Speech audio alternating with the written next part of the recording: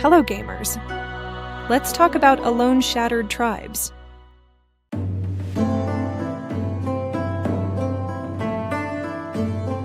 Alone Shattered Tribes drops onto the screen like a weather-worn saga, beginning with a shipwreck that strands the player on a mysterious archipelago where goblin warlords rule the wilds and scattered human tribes cling to survival.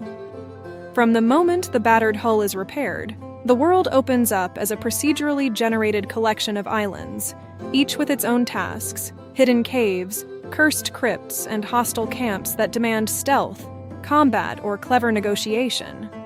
The narrative unfolds through a quest-driven storyline that follows the protagonist's desperate attempts to survive, unite the fractured peoples, and ultimately become a Jarl worthy of legend. Gameplay feels like a hybrid of classic isometric RPGs and modern survival sandboxes, but stripped of the relentless hunger meters and micromanaged thirst that plague many survival titles. Instead, the focus lands squarely on resource gathering, crafting, and settlement building. Players harvest wood, stone, and rare herbs, then forge weapons ranging from simple spears to rune-etched swords, while also constructing huts, workshops, and defensive walls for the growing tribe. The settlement mechanic adds a layer of strategic depth.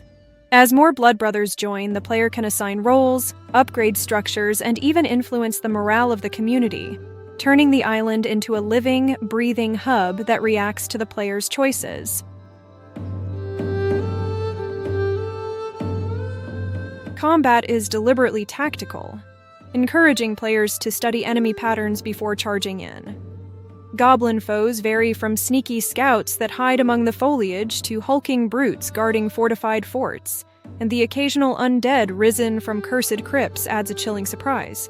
The game rewards creative approaches, sneaking into a goblin camp to sabotage supplies, storming a fortress with a coordinated assault, or defending an allied tribe against waves of attackers, all of which feel satisfying because the AI reacts to the player's tactics rather than following a scripted script. When comparing Alone Shattered Tribes to similar titles, it sits comfortably between the open-world exploration of The Witcher 3 and the settlement management of Banished, while borrowing the procedural island generation of Subnautica and the tribal unification theme of Age of Empires 2.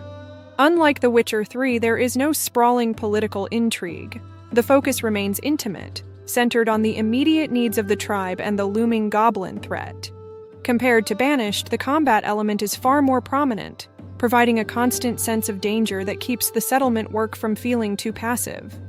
And while Subnautica offers deep underwater exploration, Alone replaces the oceanic mystery with dense forests and dark crypts that feel equally alien and foreboding.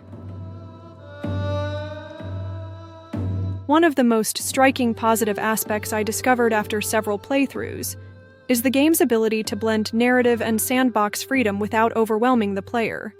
The story threads are clear enough to give direction, repair the ship, unite the tribes, defeat the goblin menace. But the world is generous enough to let you wander, experiment with crafting recipes, and build your settlement at your own pace. This balance creates a satisfying loop where each new island feels fresh, each crafted item feels earned, and each tribal alliance feels meaningful. However, the game's ambition also reveals a notable drawback. The procedural generation, while offering variety, sometimes leads to uneven difficulty spikes. Certain islands spawn clusters of high-level goblin fortresses early on, making the early game feel punishing for newcomers who haven't yet amassed enough resources or allies. The graphics in this game have an outdated aesthetic, reminiscent of the PlayStation 2 era. However, it's important to keep in mind that this is an indie game, so the budget was likely very limited. Imagining the future of Alone Shattered Tribes, one can see potential expansions that introduce sea voyages to distant continents, dynamic weather affecting resource yields, or even rival human factions that compete for tribal loyalty. Such additions could deepen the strategic layer and mitigate the current difficulty pacing issues, while preserving the core charm of a lone survivor forging a new legacy amidst shattered tribes. In its current form, the game delivers a compelling mix of story, exploration, and community building that feels both nostalgic and fresh, inviting players to lose themselves in a world where every island holds a new chapter of the saga. Now that you know more about this game, use the links in the description of this video to get your copy.